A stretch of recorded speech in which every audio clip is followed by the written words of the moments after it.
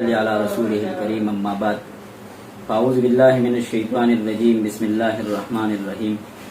زما حبو عزتمند مسلمانانو ورونو، څنګه چې تاسو ته پته ده چې د عالمي مجلس تحفظ ختم نبوت زیر اهتمام 50 کې فاروق اعظم چوک کې چې کومه سبزي منډۍ ده، په دې کې د ختم نبوت یو عظیم الشان کانفرنس دی چې دې ته به زموږ ضلعي امیر حضرت مولانا پیر حزب الله جان صاحب راځي او ضلع 400 د عالمي مجلس تحفظ ختم نبوت سرپرست اعلی محبوب العوام والحواس حضرت مولانا مفتی عبدالله شاه صاحب په دې کې شرکت کوي.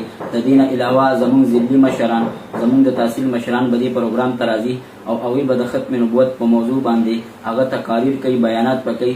نو تاسو ټولو مسلمانانو ته هغه درخواست دی، ضلع 400 ګردونوا چې څومره مسلمانان دي او د ختم نبوت عاشقان او پتنګان دي، نو هغوی ضرور په دې کانفرنس کې شرکت وکړي. دا کانفرنس په 5 بجې شروع کیږي.